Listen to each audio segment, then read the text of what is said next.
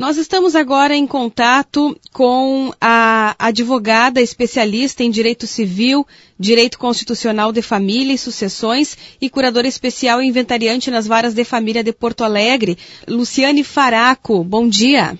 Bom dia, ouvintes. Bom, doutora, o nosso assunto é a burocracia que dificulta os processos de adoção e impede que crianças ganhem novo lar. Amanhã, comemorado, né, o Dia Nacional da Adoção. Nessa oportunidade, a gente traz esse assunto tão importante. E, primeiramente, eu gostaria que a senhora falasse a respeito do número de crianças e adolescentes que vivem hoje em abrigos à espera para serem adotadas, né? E esse processo todo, quantas são adotadas efetivamente desse total que a senhora vai nos mostrar? Bom, nós temos hoje, na realidade nacional, um número aproximado de quase 40 mil crianças e adolescentes que vivem em abrigos à espera de um lar para serem adotadas. Mas desse número de crianças que eu falei, a gente tem um percentual em torno de 15% apenas das que realmente estão aptas à adoção. Porque o fato de elas estarem em abrigo quer dizer que elas foram abandonadas ou retiradas de suas famílias.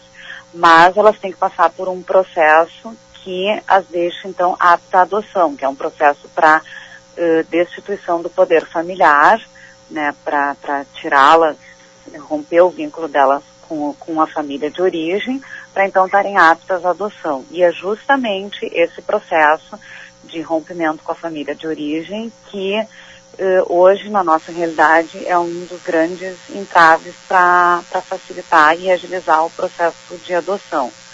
Mas também, aliado a isso, nós temos o fato de que as pessoas que procuram crianças para adotar, normalmente elas traçam um perfil das crianças que pretendem, que acaba restringindo o número de crianças que venham a ser adotadas efetivamente, né? Então, como você pode ver, é uma conjunção de fatores que acaba retardando esse processo da adoção, né?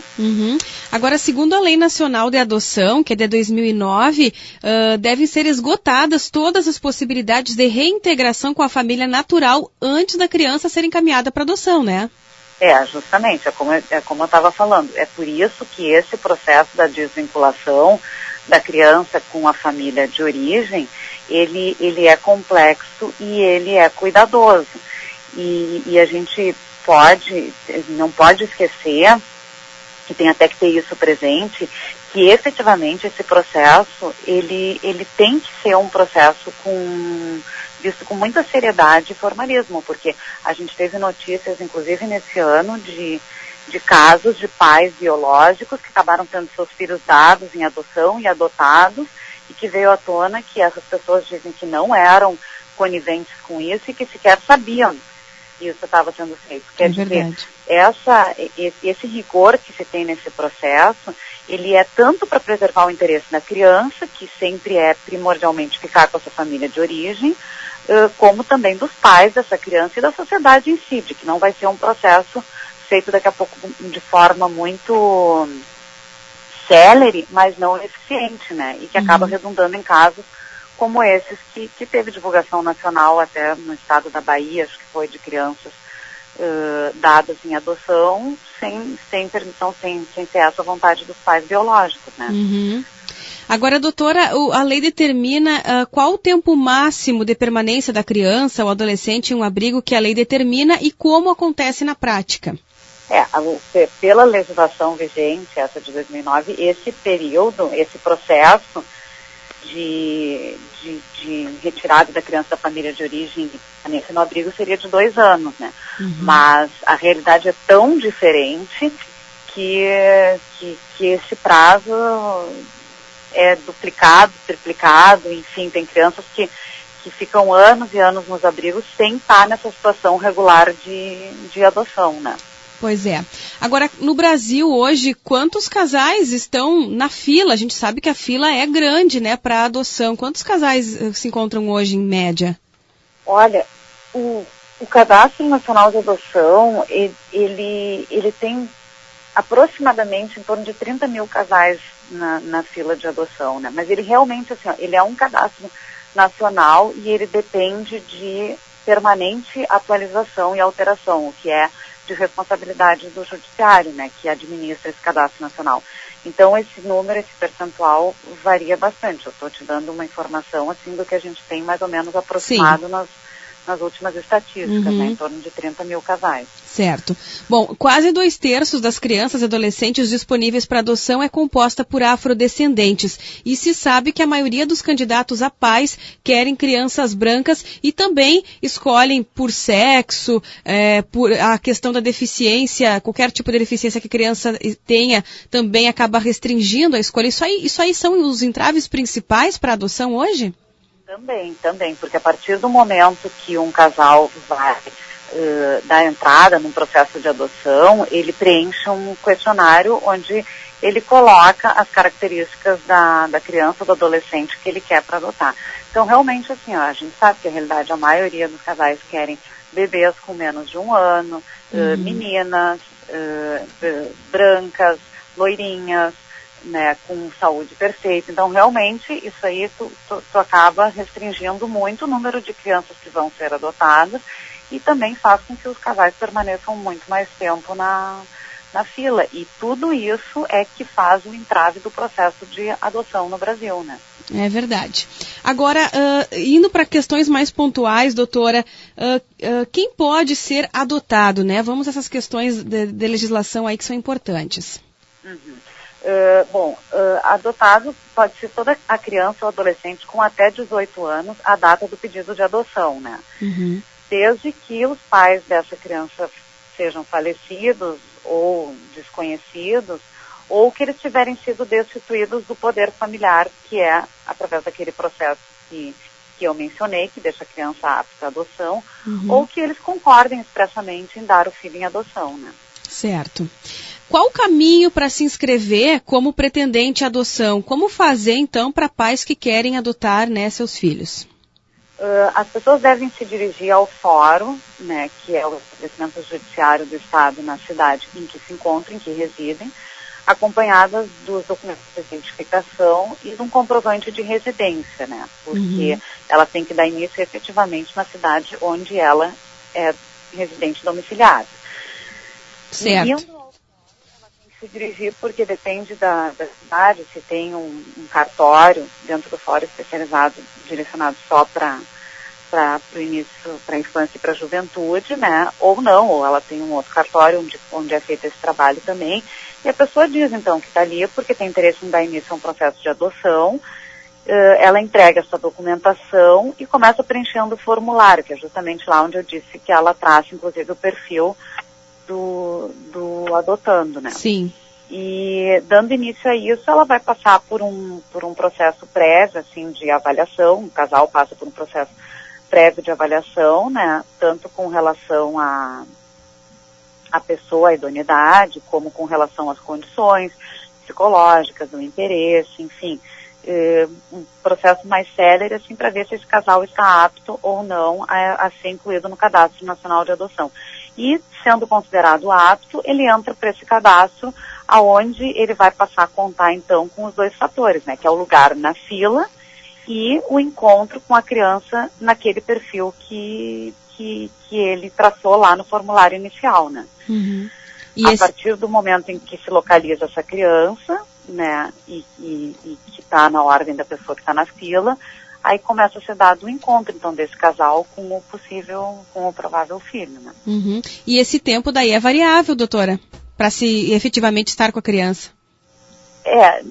A partir do momento em que é feito o encontro, o casal estar com a criança não é demorado, né? Mas ele vai ter que passar por um período que se chama um estágio de convivência, né, que o juiz vai fixar, vai dizer qual o tempo que vai ser esse estágio de convivência e até como ele vai ser, se ele já vai ser com a inserção da criança imediata no novo lar, ou se não vai ser, ou se vai ser com visitas, enfim, ele vai ditar como é que vai ser feito esse estágio de convivência. O que eu posso dizer é que quando a criança é menor de 1 ano de idade, normalmente esse estágio, se supera esse estágio, né, porque a criança é muito, muito pequena, então já pode ser de imediato inserido. Mas, claro, ainda vai estar dentro do processo de adoção, então vão ser feitas avaliações durante um determinado período até que o juiz ache que está apto, então, a proferir a sentença de adoção. Certo. A criança tem o direito de consentir ou discordar da adoção? A princípio, a criança, assim, a partir de 12 anos de idade, é considerada a manifestação dela, né? É considerada, mas claro que a gente sempre, toda a emissão de vontade de uma criança, ela é relativizada, né? A gente tenta apurar ela até com o auxílio de outras disciplinas, como psicologia, ciência social, né? Mas a criança, a partir dos 12 anos, sim, ela tem que ser considerada a manifestação da vontade dela, em querer ou não ir para aquele casal. Uhum.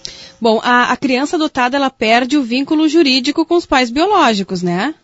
Sim, perde todo vínculo jurídico com os pais biológicos. Uhum. A outra pergunta, e a adoção depende do consentimento dos pais biológicos, doutora? É uma das hipóteses, né? Pode ser que, como eu comentei lá no início, né? A criança, se os pais forem falecidos ou desconhecidos, não. E se eles forem destituídos do poder familiar, também não, porque daí eles sofreram um processo onde o Estado entendeu por bem em retirar deles o poder familiar sobre o filho, né? Mas se não foi através de um processo desses, se for, tem que ser daí através do consentimento deles, né? Eles consentindo em dar o filho em adoção. Então, a família biológica não pode conseguir seu filho de volta depois que ele é adotado, né?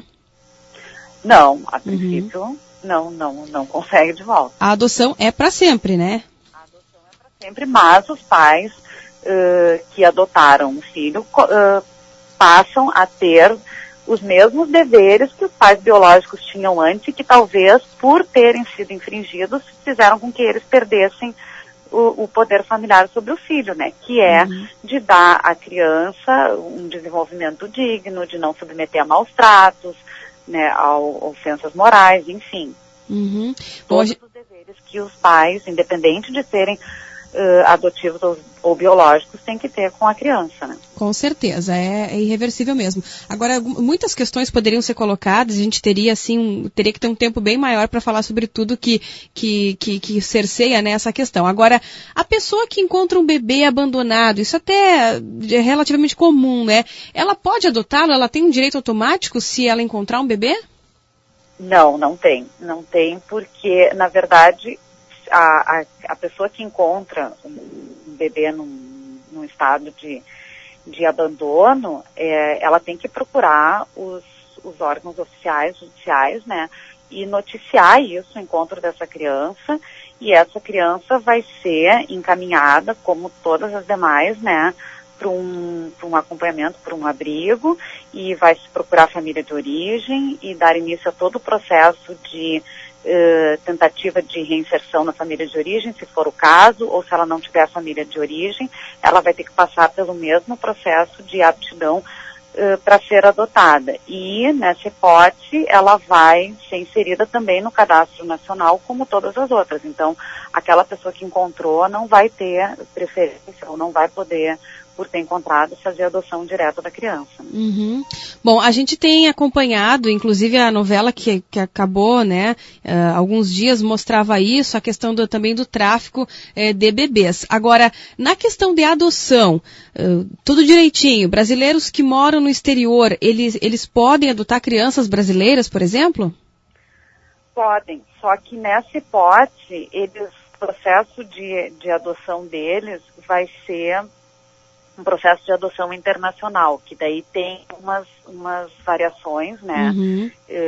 O próprio aquele estágio de convivência que eu te falei, ele acaba sendo num processo internacional, de adoção internacional, ele acaba sendo fixo em 30 dias, mas a ser cumprido no Brasil. Então ele vai ter nuances um pouco diferentes, né? Assim como um casal estrangeiro, comprovando que tenha vínculo, visto de permanência em residência no Brasil, que esteja interessado em adotar uma criança, então mesmo sendo um casal estrangeiro, pelo fato de residir e ter visto de permanência no Brasil, o procedimento de adoção deles vai ser o brasileiro e não o internacional. Uhum.